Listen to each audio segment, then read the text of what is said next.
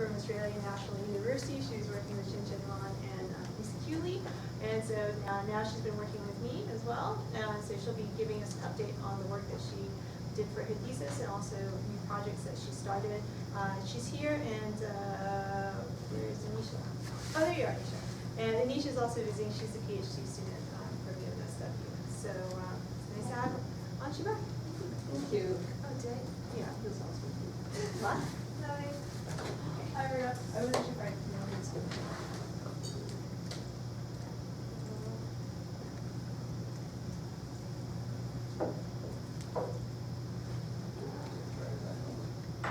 Yeah, but I can't see it.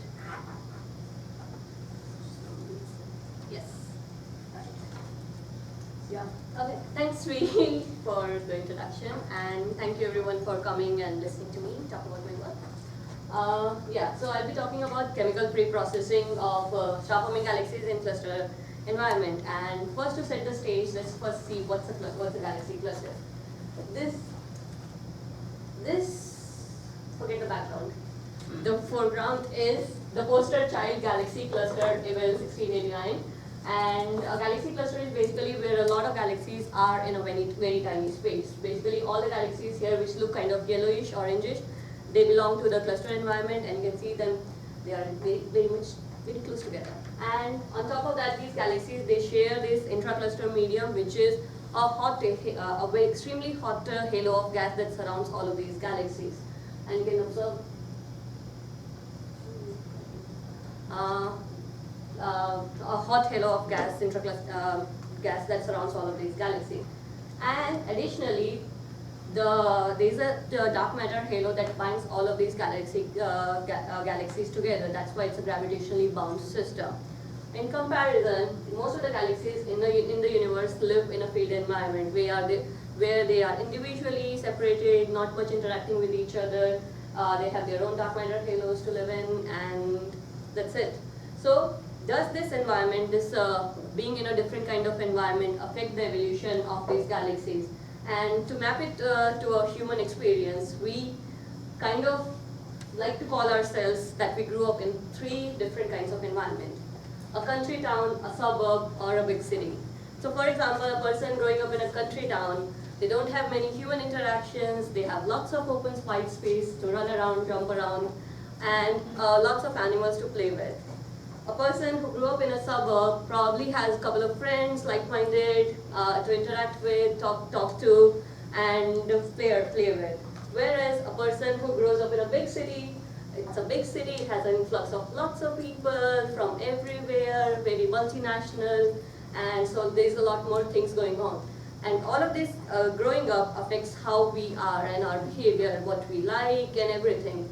A person can move from a country town to a big city, but that person will still retain where he or she grew up.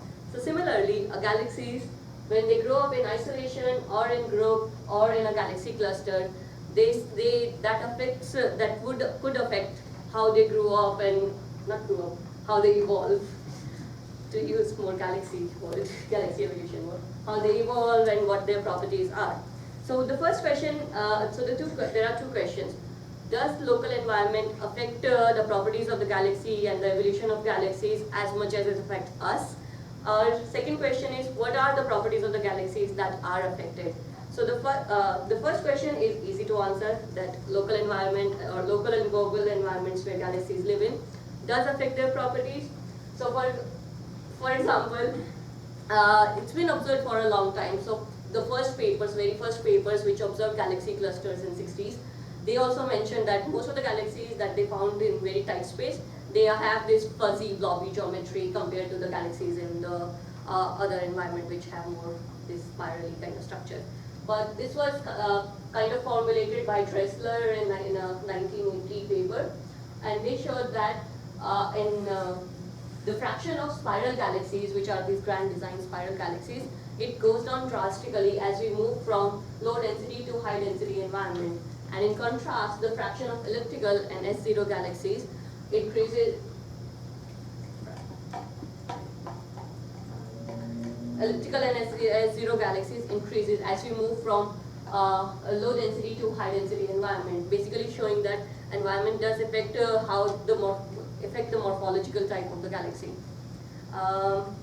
Also, we also know that the star formation rate of the galaxy also depends on the environment. That is, galaxies in the high density environment, they are not forming a lot of stars.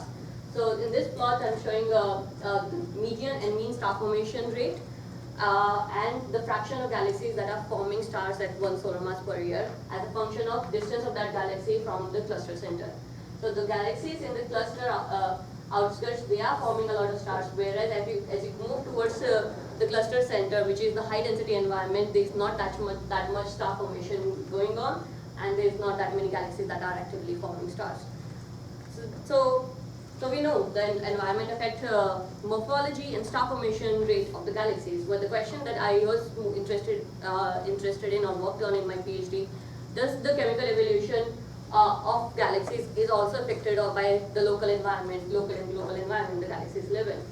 So to understand first, let's first ask ourselves, why do we expect the environment to affect chemical evolution of galaxy? So for example, this is a field galaxy. All the titles are cut out. This is a field galaxy. It has some stars, and the way it produces metals is these stars will explode and deposit all the metals that are produced in the star formation into the circumgalactic and interstellar medium.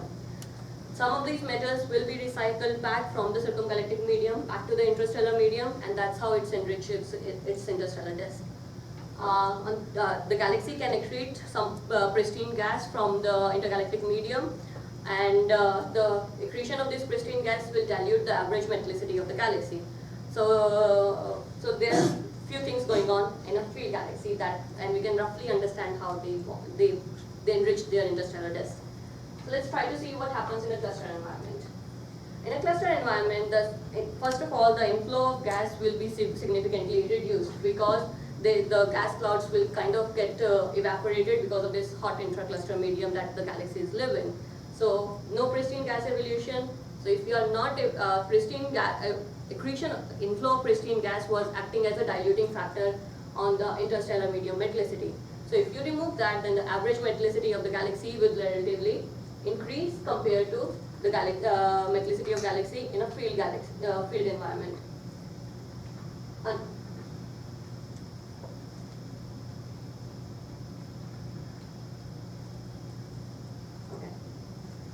Second, if there are any gas cloud that survive in this intracluster medium and intracluster medium, they might get mixed up with this intracluster medium, which is made up of usually enriched gas. This is the gas that has been ejected from the galaxy itself. It's made up of all sorts of heavy elements. So any small amount of mixing of this intracluster medium with the inflowing gas can lead to the enrichment of the gas that inflows into the galaxy. That is, the galaxies don't have pristine inflows. They might have enriched gas inflows, and that would also increase the relative metallicity of cluster galaxies compared to field galaxy. Third, the cluster galaxies, they are moving in this intracluster medium with a certain velocity. Because of this velocity, the intracluster medium acts as a viscous force, dragging all the gas that is in the galactic outskirts away from the galaxy, basically. So, and most of the gas that is in the galactic outskirts is metal poor. So if you remove metal poor gas from a galaxy, then the average metallicity of the galaxy will relatively increase, right? So that will also relatively boost the metallicity of cluster galaxies compared to field galaxies. Another phenomena could be that ICM, because the galaxies are in this extremely high density, high pressure environment. The pressure from the cluster medium could suppress the amount of outflows or the amount of gas that escapes totally from the galaxy itself. And most of the outflows, because outflows are generated by supernova ejecta, which is the enriched gas. So if you suppress that outflow, then also you are retaining a lot of metals into the galaxy, and that can also boost your metallicity relative to the field galaxy. But in contrast, because these galaxies in a cluster environment, they don't have a lot of circumgalactic medium. So most of the metals that are produced in an outflow or that are produced in a supernova and get deposited into the intra-cluster medium instead of circumgalactic medium, which happens in the field environment, and because of which the probability of them recycling back into the galaxy is low. So since they will escape from the galaxy for forever, I don't know, maybe they'll cool down into the enriched inflows, but yeah, so that will reduce the amount of metals that are retained or that are coming back into the galaxy. So that will reduce the average metallicity of the cluster galaxy compared to the field galaxy. The last possible scenario that I could think of is, because in a lambda CDM universe, galaxy clusters, they form through the merger of smaller groups. So the giant clusters, they form through the merger of this giant group, smaller groups. So how does the metallicity or the chemical evolution of the galaxies get affected in these smaller groups? We don't know. Does that have it boost the metallicity, relative metallicity of the cluster galaxies compared to field, or reduce it? We will know very soon. Yeah, so there are all these different processes that could potentially have an effect on the relative metallicity of cluster galaxies compared to field. How do we know which one is effective and what is happening? So we go to observations. So the way to observe this is to traditionally use mass metallicity relation. In a field environment, galaxies show this monotonic increase in their metallicity with stellar mass. That is, high mass galaxies have higher metallicities compared to low mass galaxies. At low mass galaxies shows this power law increase with the stellar mass, whereas at high mass end there is some such the metallicity increase saturates. To observe the difference, the effect of environment on metallicity, what we do is we look at offsets in the mass metallicity relation between cluster and field environment.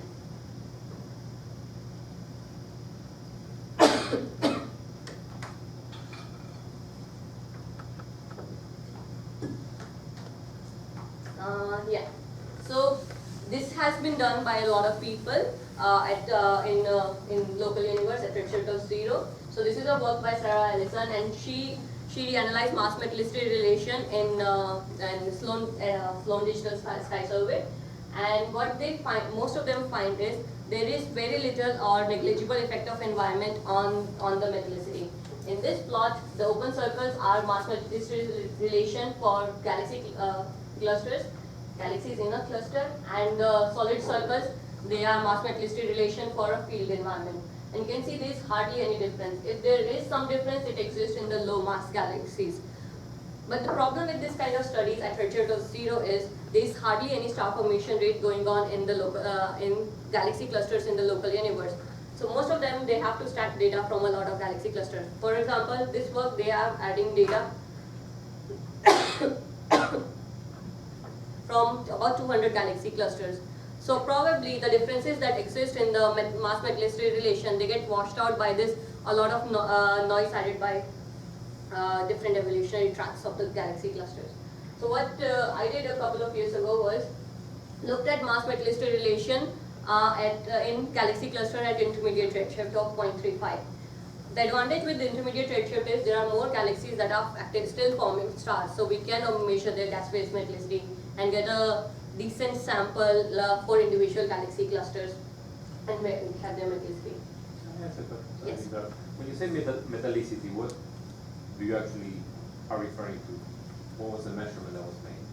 So these are measured through strong emission lines, and there are empirical calibration that exist that sort of shows that the strength of these emission lines and under certain ratios that correlates with the amount of oxygen to hydrogen the galaxies have. So is this the R23 method that is being used? So there are different methods. So in this work, this was based on PPO4 and both R23. I'm not exactly sure. This work, what I did was the new Michael-Topita's calibration, which is N2S2. It uses nitrogen to hydrogen and sulfur to nitrogen ratios. which seems to be more robust in terms of taking care of ionization parameter variation, the new method, whereas PPO4 or R232, they have some secondary dependence on ionization as well. Yes, so yeah, what we found was that on this plot, the contours here are for the SDSS sample, and all of our cluster sample, they lie above this contours, showing a very significant enhancement in metallicity, which is about 0.2 dex, and this enhancement is significantly more than the metallicity enhancement observed in local studies. Another thing we found was, when you plot metallicity of the galaxy as a function of distance from the cluster center, we find that galaxies that were closer to the cluster center, they are a bit slightly more metal rich compared to galaxies that were further away from the cluster center, which is interesting and showing that in the high density environment, galaxies closer to the cluster, they live in a high density environment. But as you can see, we have a very small number of cluster galaxies here, and more data is needed to verify this. At higher redshift, the situation is even more complicated. This is work by V a couple of years ago again, which shows you a comparison of mass metallicity relation using a variety of mass metallicity relation at redshift of 1.5 and above, and different data points, they correspond to different environments and at roughly different redshift. And the take home point from this plot is there is no difference between any of them, basically showing that probably the environment does not matter at these redshift. But as you can see, error bars are quite large at higher redshift, so again, yeah, we need better data as we study all observations. Yeah, but if in case we don't have better data, we can do something else to understand how all of these processes correlate and they work in the high density environment. We can look at simulations.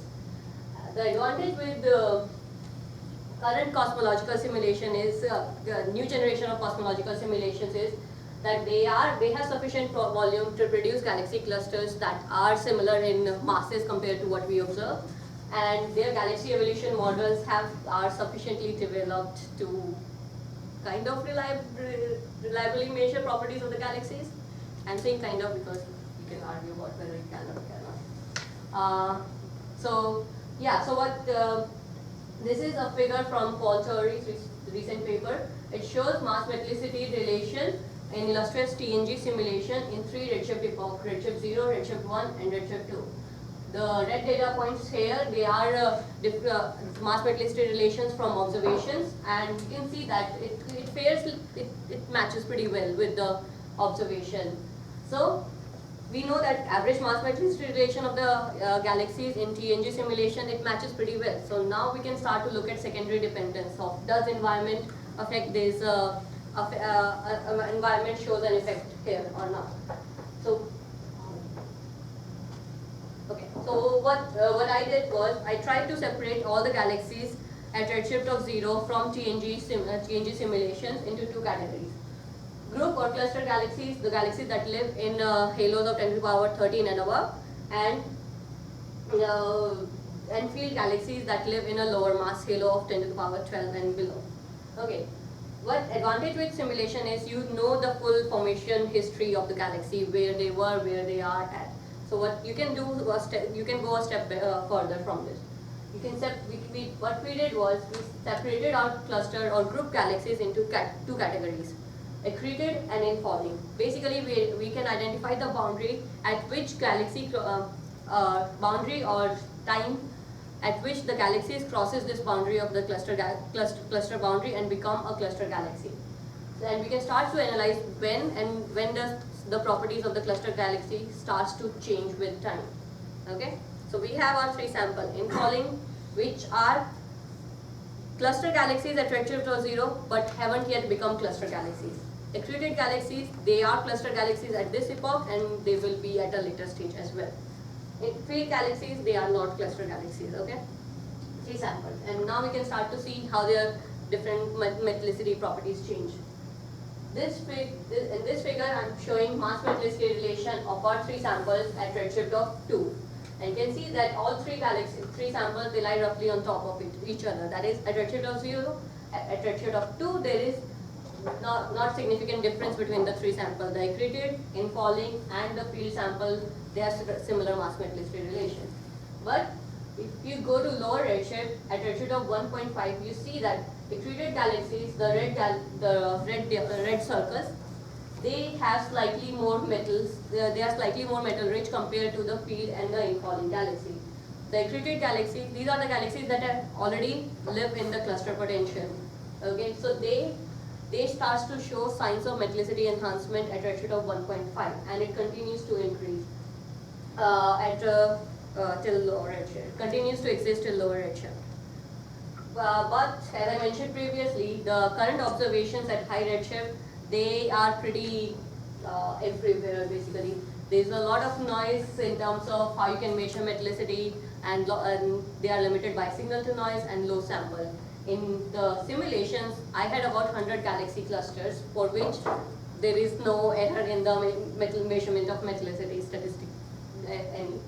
So basically we need to improve on this, and Leo is actually currently working on a paper which measures mass metallicity relation for two galaxy clusters at a redshift of 1.6 and 2.2, and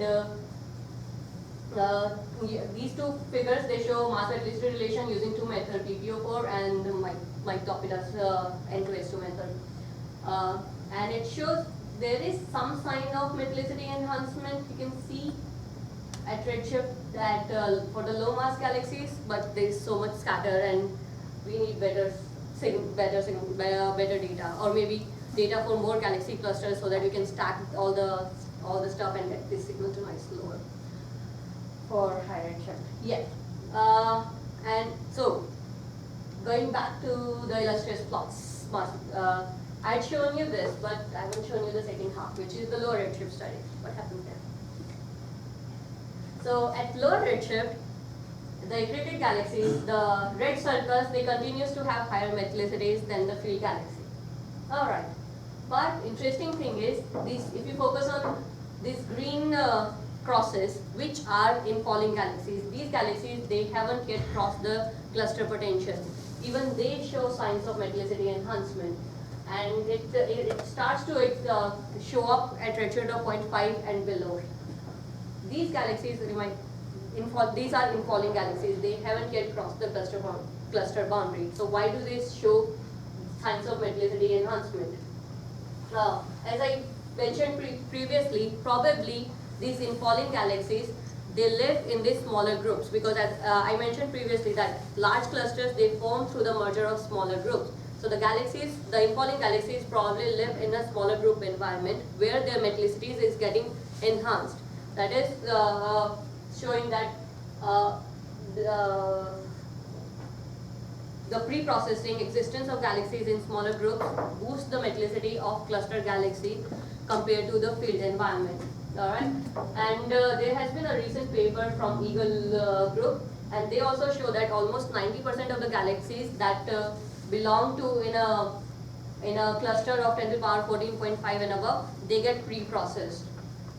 And yeah, so to figure out what, now we know that the pre-processing increases the metallicity of the galaxy, and the cluster galaxies, they have higher, in general they have higher metallicities, and that shows up at 1.5 and up and below.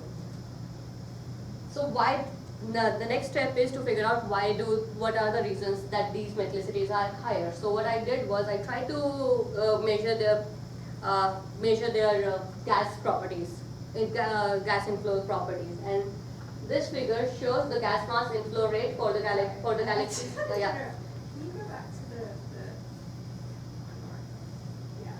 So I can't remember. I know we discussed this, but now I can't remember what the answer was. At redshift of 0. So there's clearly an offset between the red circles and the blue triangles. But we don't observe that from Sloan, right? That's Sarah Ellis's work. Yes. So how did we explain this? I can't remember. Yeah. So because here I'm selecting star formation rate of anything greater than 0. And most of the galaxies that have show this higher metallicity, they have star formation rate of about 0.1. Whereas in most of the observational studies, the star formation rates are cutoffs are higher than that. Like a couple of Yeah.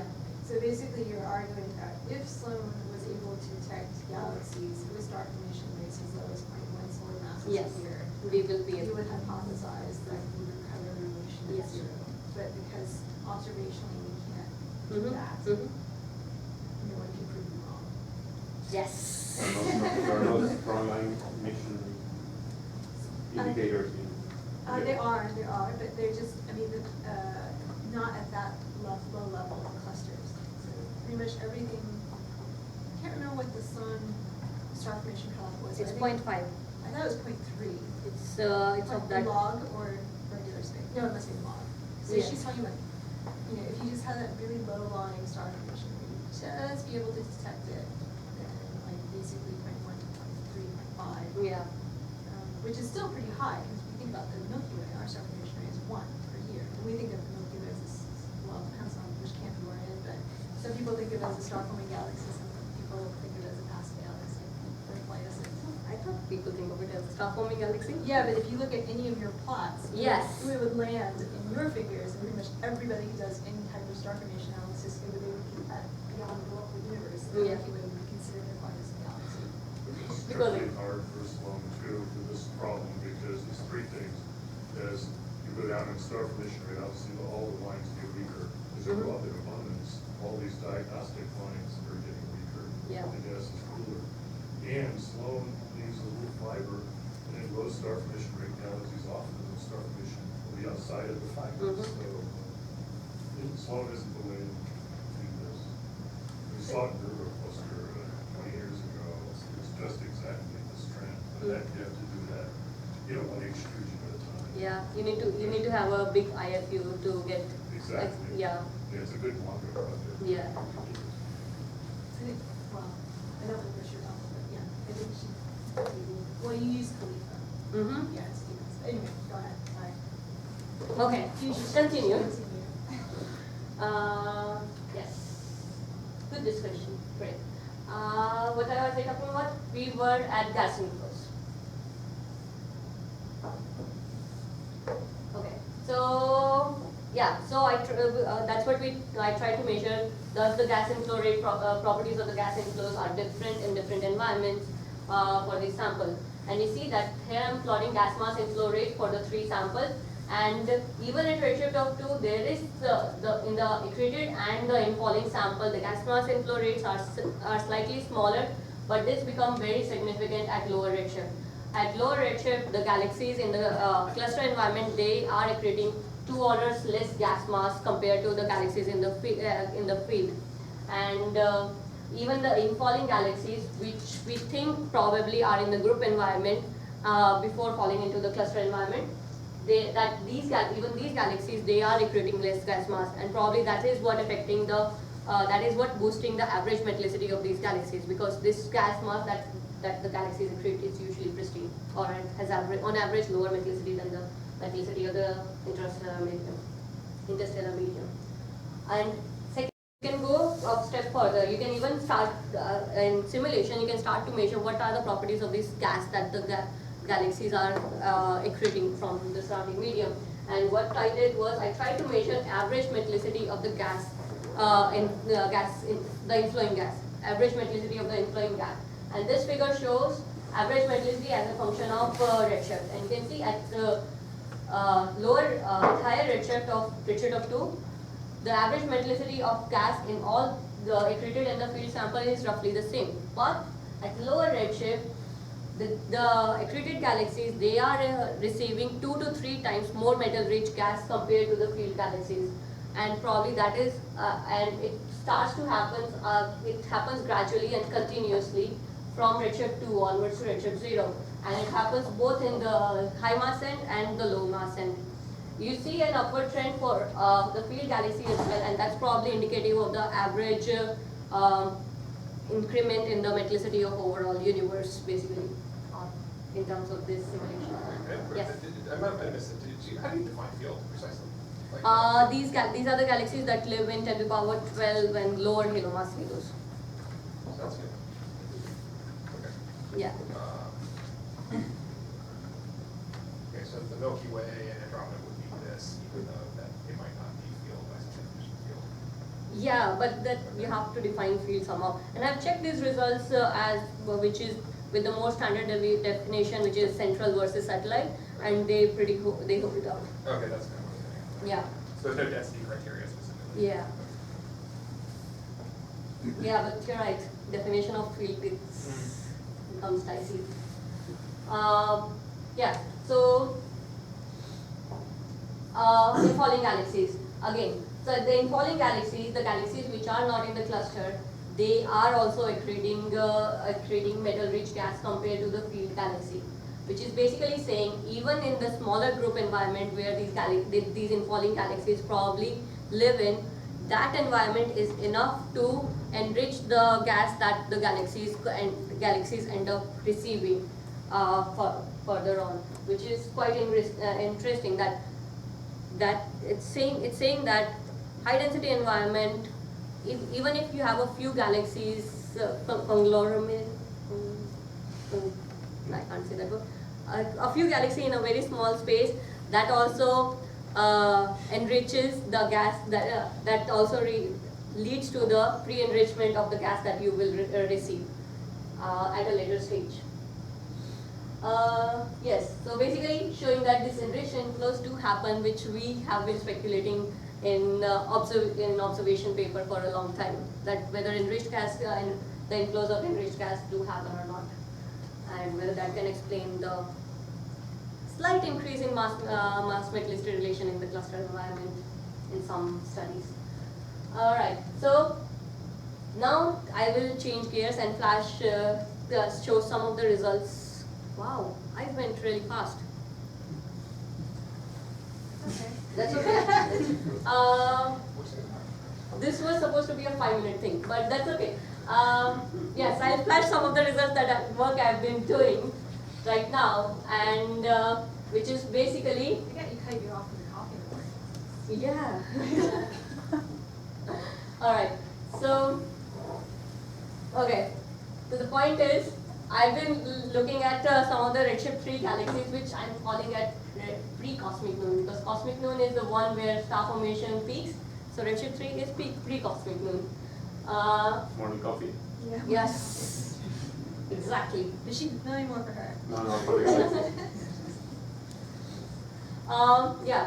So we have been doing this survey of redshift 3 galaxies with MOSFIRE spectrograph, and I've been looking at the kinematics of these redshift 3 galaxies, and this is one of the. I'll just flash you some of the key plots from this analysis, and here I'm showing the integrated velocity dispersion, which is basically the velocity dispersion of emission lines. This is one of the spectrum from MOSFIRE, and it shows O3 H beta line, and the integrated velocity dispersion on the y-axis is basically the width of this line as a function of stellar mass. And the stars here, they are sample at redshift of 3, and I'm comparing them with a bunch of sample at redshift of 2 or redshift of 3. And you can see that most of the times our sample aligns pretty well with the other studies, but we have these galaxies at high stellar mass end, which have quite small velocity dispersion compared to what others have found in similar redshifts. And this integrated velocity dispersion, you can kind of assume it as a proxy for the dynamical mass of the galaxy. Assuming some variable parameters, you can convert it into a dynamical mass. And when you do that, you get this plot, so y-axis I've just replaced it with dynamical mass. Everything else is same. And you see that the high mass galaxies, let me set the stage. The dashed black line, which is very close to the blue line, is the 1-to-1 line, where dynamical mass is same as the stellar mass on the x-axis. But all of these high mass galaxies, they lie below this dashed line, showing that these galaxies, they either have very small in fact their dynamical mass is smaller than their stellar mass, and that doesn't happen for the low mass galaxies, where we see that they lie roughly in what other people have observed. So what I am getting at is probably that these high mass galaxies, they have very low dark matter fractions. They have very low dark matter fractions compared to these low mass galaxies in our sample. And people have been speculating and finding this with one Nature paper by Genzel in 2017, which found that high redshift this is a study by of lensed galaxies, and they have 2D kinematics for the lensed galaxies, and they found that high redshift galaxies at redshift of 1 or 2, they have lower fraction of dark matter compared to local studies. And what they were suggesting that probably to make these massive galaxies at redshift of 2 or 1, you need to push in a lot of gas in the very center. You need to have a major merger or something like that. I'm speculating here. Don't quote me anywhere.